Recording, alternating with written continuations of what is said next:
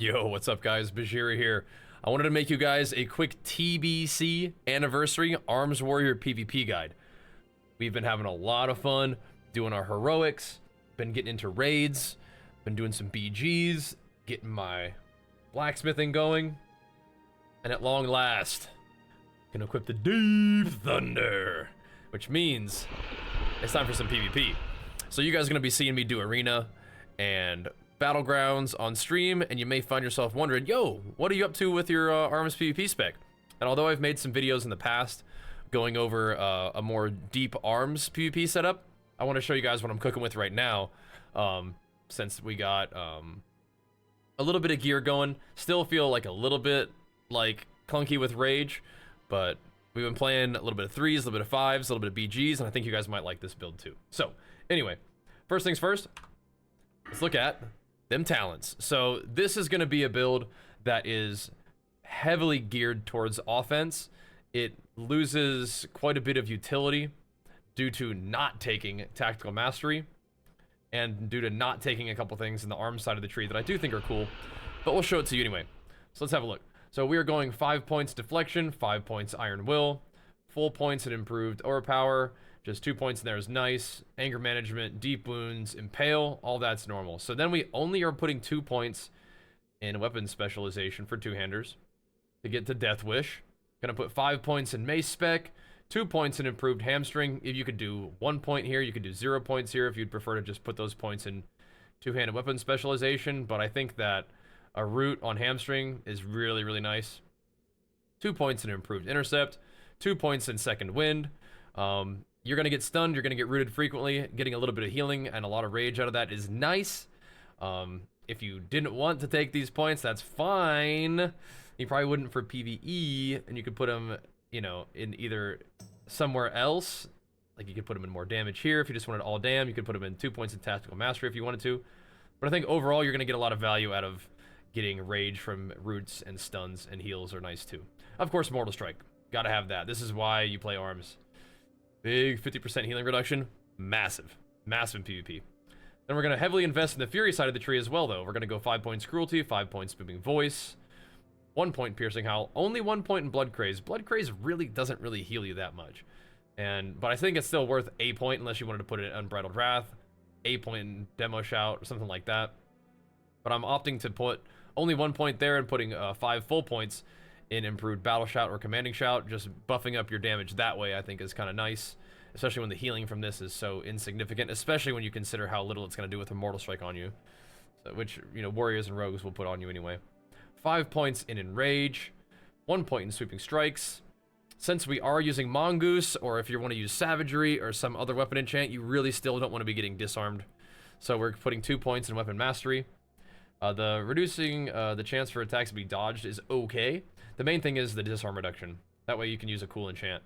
And then all the way down here, this is the culprit, the main culprit for why we don't have tactical mastery, is because we're putting 3 points in Flurry, which increases your attack speed by 15% for your next 3 swings after critting. So our crit chance isn't crazy high, but we do crit somewhat frequently, and getting more attack speed off of that is nice. This spec in particular is really, really nice when you have a shaman on your team, right?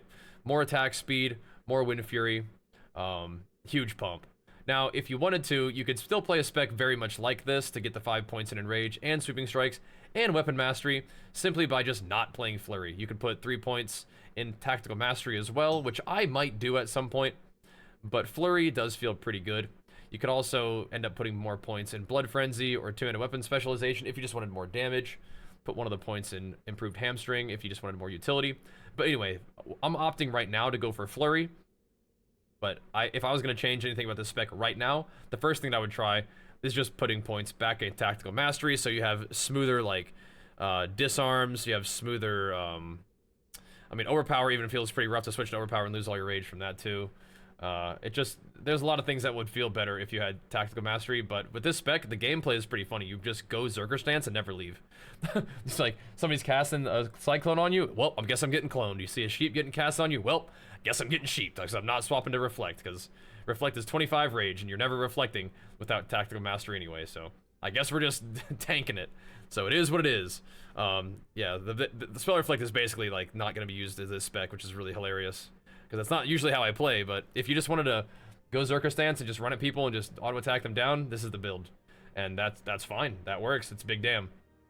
You're just more vulnerable to CC, and you're slightly less useful to your team with disarms and whatnot. But whatever. A lot of times in TBC, I found you should quit trying to do stuff anyway. Just run at people and auto attack them down and mortal strike them, and just do as much damage as you can, because that's just kind of how the game works, it feels like sometimes. So this is a good build for that, but you do have options.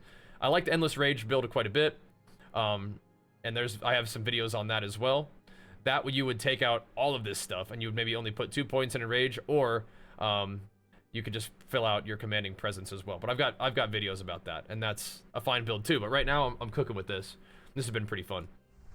In terms of my gear, you really want to get 4-piece Savage from the various rep vendors at Honored. That will help you save your honor points for spending them on things like this.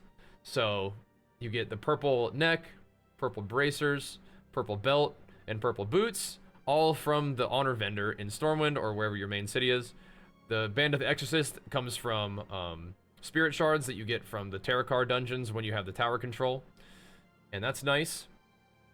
Blacksmithing Hammer is fantastic. If you can't get this, you just got to get something from a heroic or a raid. But Deep Thunder is BIS. Huge damage. Stuns the target for 4 seconds, and that's different than your mace stun that you get from your weapon specialization as arms, which is hilarious. You're going to want to wear a trinket, I would imagine. Gives you some resil, gets you out of CC every 2 minutes, which is great. Trinket options are various. I think Bloodlust Brooch is fantastic. I have not opted to spend my badges on it yet, though, so I'm just using Hourglass, which also gives you crit, which I do like. That's cool. I'm using Mithril Band of the Unscarred. This is something that you can use if you don't want to buy the PvP ring for resilience, which I don't necessarily recommend doing. You can also buy the Band of the Arathi Warlords, I think it's called.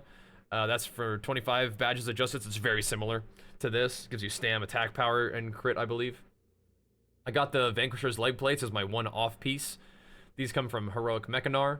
I socked them up with a bunch of random stuff. Strength crit, crit strength, and resil, and stam, which is kind of funny. I think I probably could throw like another hit gem in there if I wanted to finish off my hit. Like it'd be like hit agi, but that could work. That could work. And then we've got that enchanted with attack power and crit. I'll go through everything here in a second, but I just want to give you guys the basics.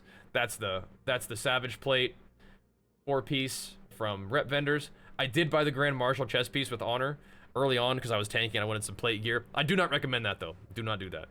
Just get your honor from your level 68 to 70 / max level dungeons with the rep vendors, and then buy these with gold. It'll save you a ton of honor, and you can get the gloves, legs. At some point, I might craft the disarm reduction gloves, and that would give me more options with my talents. We don't have to go weapon mastery if we don't want to. Like if I really don't like this investment in the fury side of things, I'd rather go tactical mastery, back to endless rage, for example, with improved mortal strike stuff. That could, and then blood frenzy.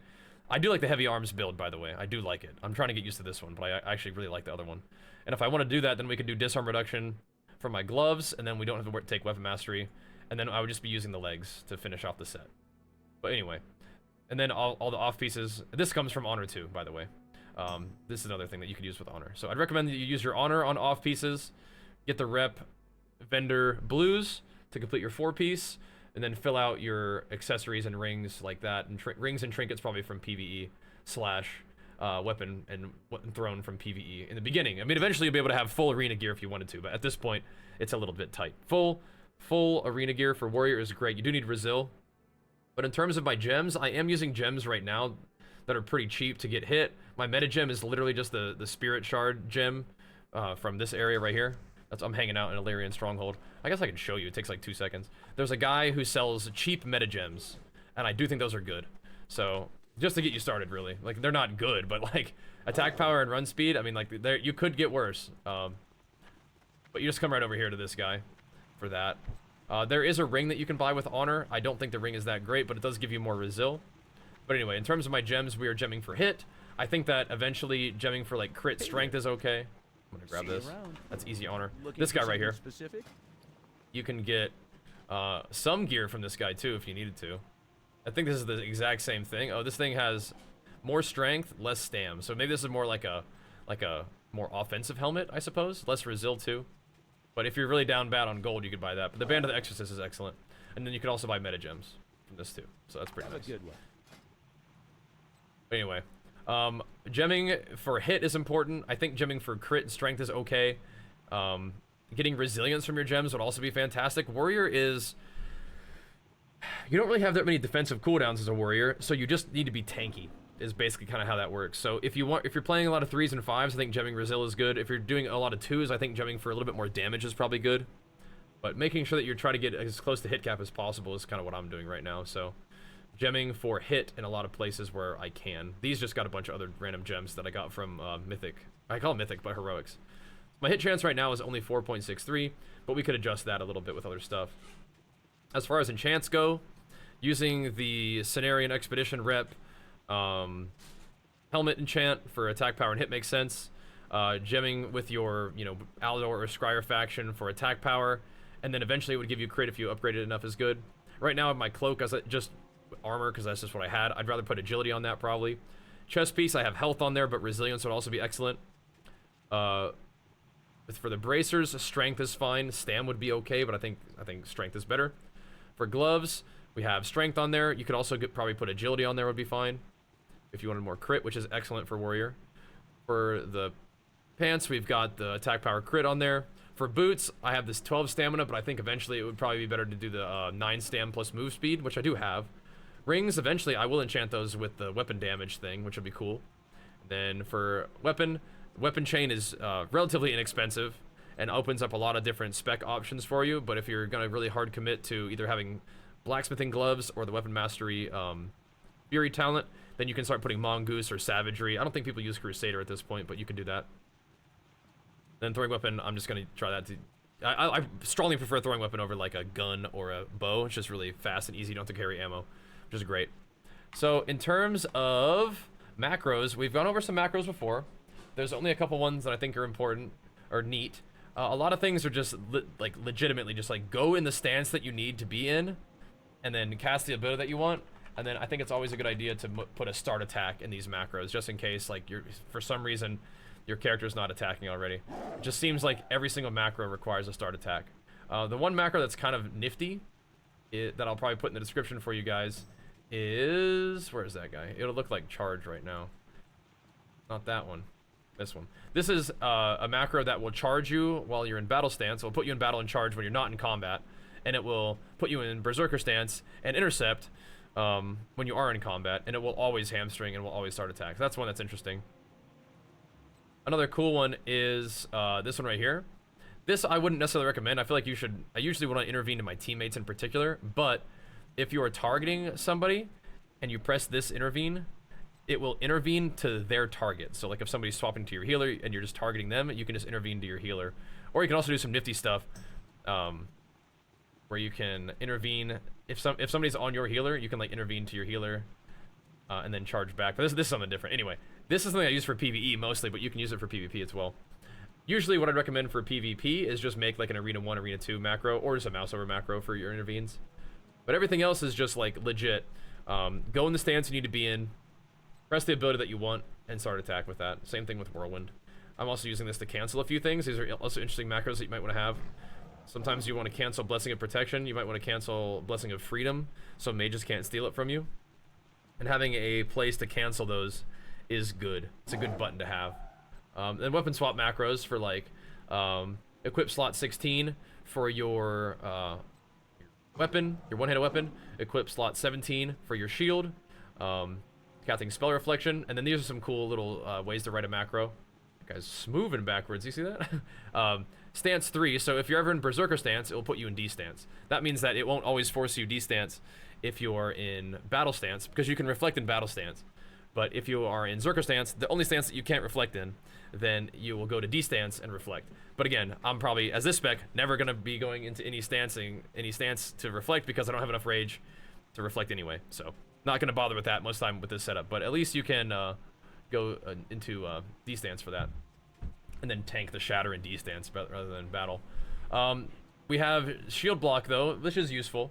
You can put your one-hander on, your shield, go D-Stance, and Shield Block. that's like a small defensive that you have. Like if you're about to get trucked by a BM hunter pet, you're behind a pillar, you can shield block one of the attacks, hopefully, not die to the beast within or whatever. And I think that's about what I have set up for now in terms of macros. In terms of actual gameplay, as far as Warrior is concerned, I do have a lot of PvP videos that I've posted, and we have a whole lot more on the way. Rotation for Arms Warrior is very simple. Your main objective is to keep a Hamstring on the target, keep a Mortal Strike on the target. You can Whirlwind in between Hamstrings, but a lot of time you're going to charge in, go Berserker, Hamstring, Mortal Strike, and then if it's a tanky target, you can, especially early in the game, you can Sunder them, and that'll help stack Sunders on the target, doing more damage. And then if it's a squishy or if they're, you know, fully sundered, then you can start decking them with the Whirlwinds. But Mortal Strike and Hamstring on the target are your priority, so you can continue to auto attack. Auto attacks are so important in TBC. Like, a lot of times you're gonna look at your damage breakdown and it's gonna be auto attack is like 75% of your damage. So in that situation right there, I probably want a Mortal Strike in battle. With this spec, again, having no tactical mastery, you need to either be very mindful about getting in Berserker like instantly, or if you are in battle, make sure that you're spending like all of your rage on, like, you know, Hamstrings or whatever until you or Sunders or Heroic Strikes or whatever, until you don't have that much rage to swap into Berserker. Because as this, it's just a little bit of a different playstyle, and I gotta get used to it too. But you do want to dump rage before you ever swap stances. So like, if you have an Overpower proc and you have 75 rage and you're in Berserker, you're not pressing Overpower. You're probably gonna try to dump your rage and then you can Overpower. But it makes it a little bit different, I feel like. And it's one of those things about this spec that I don't actually love. I like being able to swap stances a little bit more smoothly. That would be comfy, but it is kind of fun to have. It's kind of fun to have Sweeping Strikes again. You can do some pretty good work with Sweeping Strikes in Arena. Not necessarily in twos all the time. Obviously, if there's like a lock pet, you can cleave that, but a lot of times you're just kind of bending it. Do we have the, wait, is this quest up right now? It might be. Let me go get this quest real quick while I'm here.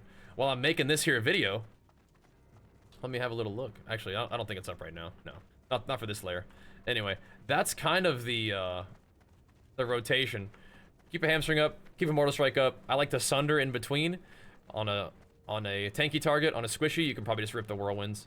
That's fine too. Do you think I can solo this guy as arms? Let's see if we can take him out. We'll have a little bit more time to do our rotation and probably die, actually. The death skitter. Maybe if we land some mace stunts, pop wreck on this fool, huh?